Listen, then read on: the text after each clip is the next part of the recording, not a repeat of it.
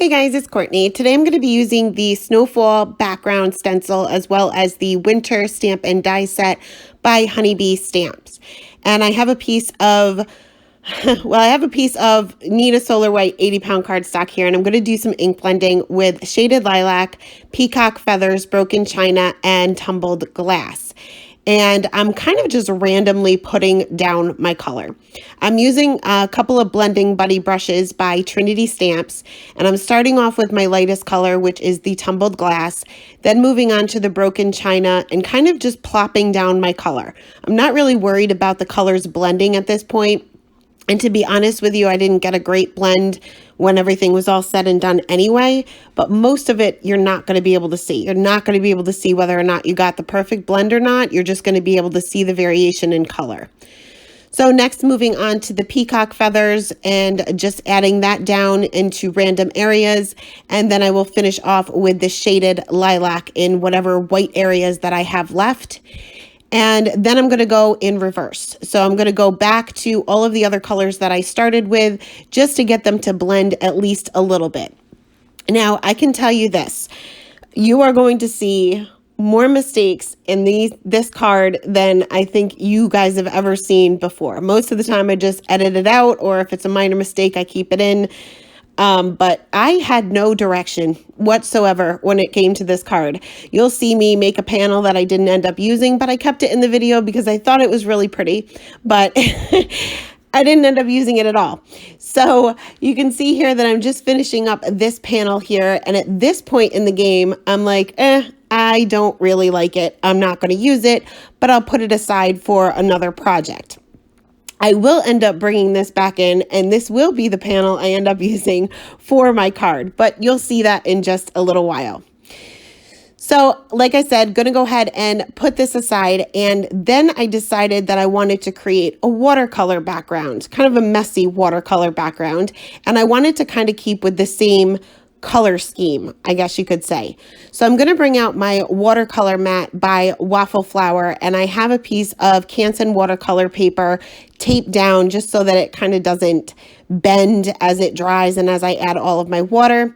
Going to be using Peacock Feathers, Broken China, and this time I brought out Dusty Concord just because the colors tend to dry back when you use them as watercolor, so I went a little bit darker this time.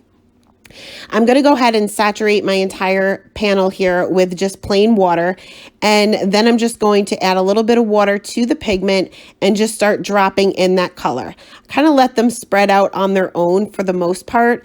These colors will blend nicely together. The Dusty Concord with the Peacock Feathers doesn't blend the best because the Peacock Feathers has a little bit of green in it, but for the most part, it doesn't really matter. Like I said, my intention was that you're really not going to see this panel all that much. I sprinkled on some clear water just to kind of get those colors to blend a little bit more, and then I just take a dry paper towel to kind of just dab up. I'm barely touching the paper here, if at all, and just kind of removing those little puddles that you get around the edges, just so that I don't get any harsh lines. There were a couple of areas that remained white for whatever reason, so I just kind of spread those areas out with my damp paintbrush, and again, just keep dabbing up those little areas where you have those puddles. Now, the great thing about the watercolor mat is that it is heat proof as well, or heat resistant. I'm not sure how you say that, but I can use my heat gun on it. That's basically what I mean.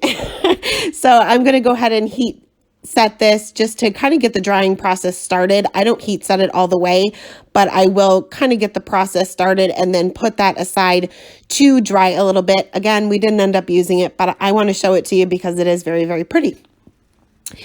So next, I am going to take my vellum, and this is cut down to an A2 size card as well, and I'm going to be bringing out my stencil. First, I'm going to treat my one side of my panel here with my anti-static tool, and then I'm going to lay my vellum flat down onto the back portion of the stencil. Just going to take a few pieces of washi tape and tape down all four sides because the vellum is so thin it tends to wrinkle up a little bit. So I want to make sure that this is taped down nicely so that it doesn't shift around once I add my ink.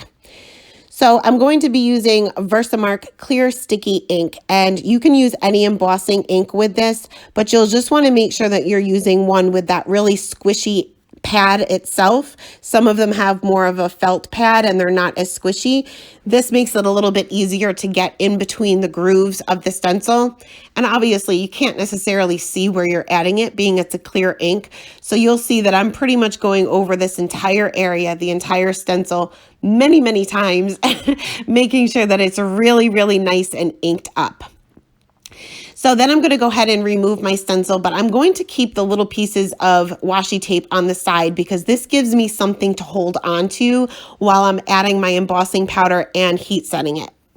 I'm sprinkling on some Hero Arts white embossing powder, and then I will heat set this. Now you want to make sure that your heat gun is nice and heated up because the vellum is so thin, it will warp much more than cardstock. But you'll also see that the embossing powder melts very, very quickly on vellum. So like I said, just using that washi tape for something to hold on to.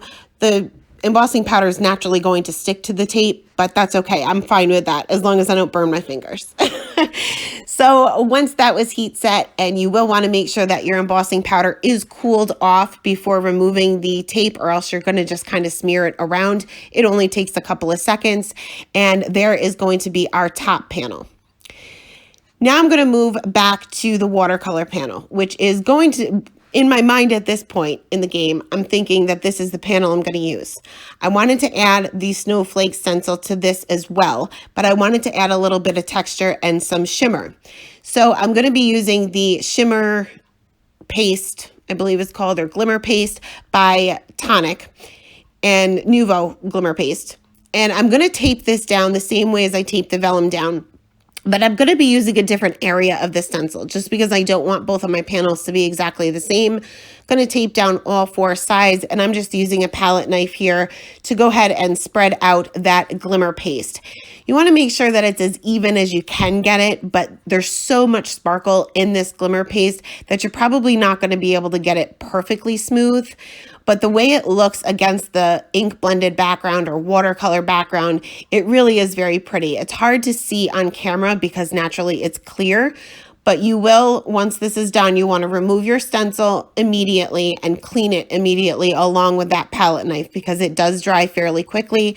Again, I like to keep my washi tape on all four sides because it kind of gives me something to hold on to as I'm moving this around while it is still wet.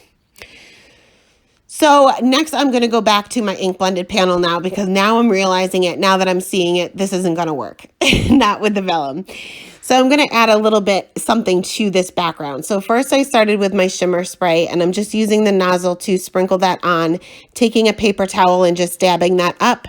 Then I'm taking some white pigment ink and just kind of smushing that down onto an acrylic block, taking a wet paintbrush, kind of watering that down just a little bit and sprinkling that on.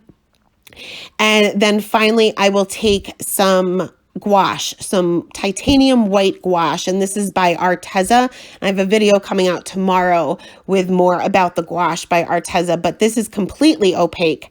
And I'm just going to water this down a little bit and spatter that on as well. This way I have 3 different levels of opacity in the background, so it will kind of make it look as if there is falling snow.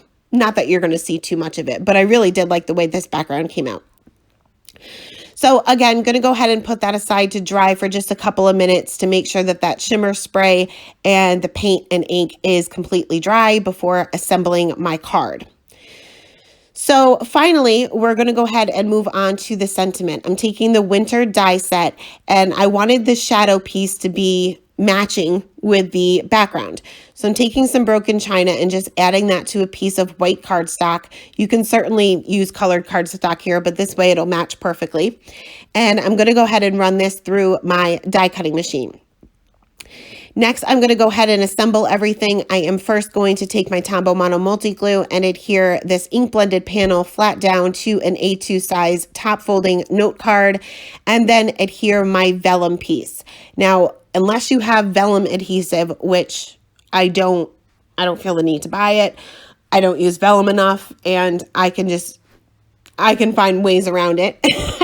I'm just going to add the glue to the back where my snowflakes are. Basically where the embossing is, this part is opaque and you're not going to be able to see the glue. And there's enough snowflakes and enough white embossed area that I'm going to have enough glue on here where this panel is not going to move around in the mail. So once I had all of those snowflakes pretty much covered with that Tombow Mono Multi Glue, I'm going to go ahead and align this over my ink blended panel. That way you can kind of see the ink blending through it. You can see the variation in color, and you can even see some of the spatters and the sparkle from the shimmer spray. So for my sentiment, I felt like the white shadow was blending in way too much with my snowflakes. So there's actually 2 shadow pieces in this winter die set. So I ended up die cutting the second one as well. And I did the same thing, just added a little bit of the Broken China Distress ink to a piece of white cardstock. This way it'll match the winter word exactly, or the same color anyway. And I prefer to use the wet glue when I'm adhering these little intricate die cuts together. It gives me a couple of seconds before it dries and becomes permanent to kind of move things around to make sure that they are positioned the exact way that I want them. So once that's done, I am going to go ahead and add a sentiment strip directly underneath my die cut word as well. And again, I want this to match. So I'm going to go ahead and stamp out the word wishes from the winter stamp set onto a piece of white cardstock with that same Broken China Distress Oxide inks. So if you aren't used to the Distress Oxides or you haven't had the regular Distress inks, you can't stamp very well with the regular Distress inks, but with the oxides you definitely can. It's a hybrid ink, so it's got that pigment quality, so it gives you a really nice crisp image. So I went ahead and stamped that out and then took my mini tonic trimmer, which is perfect for cutting out little sentiment strips. For me, it's the easiest way. I wanted to give a little bit of a border here because, again, I didn't want that white sentiment to match or to blend in with the snowflakes. So I'm going to color a little piece of another piece of cardstock with that Broken China, and I am going to adhere this sentiment strip right down in the corner, leaving a little bit of a border on the bottom and the left-hand side with that Broken China showing through, and then I'll just trim off the rest so that I have a little bit of a border on all 4 sides. And I'm just eyeballing it. I'm not measuring it here, but it's about equal. So last, I am going to go ahead and adhere everything together. I am going to use my Tombow Mono Multi Glue once again because it will give me a couple of seconds to move things around. I adhered that sentiment strip directly below that, and I wanted to add a little bit more shine and dimension. And here is yet another error. So I started off by adding my Nuvo Aqua Shimmer pen. And as I'm adding this, I'm noticing that it's obviously reacting with the Distress Oxide inks. And some of my inks are kind of bleeding onto that white shadow. So I'm going to fix those areas up with a white gel pen, and you'll never know the difference. But then I added glossy accents to the word itself, which was super easy and it seemed like it was going well. But then the moisture within the glossy accents was also reacting with the ink. So I had little areas that were kind of bleeding through, and you have to wait until the glossy accents is dry. But I did do the same thing, just take that white gel pen to fix those areas up. So that is it. That is my disaster of a card for day number 2 of my Christmas card series. As always, all of the supplies will be listed in the description box below. Thank you guys so much for stopping by, and have a great day. Bye.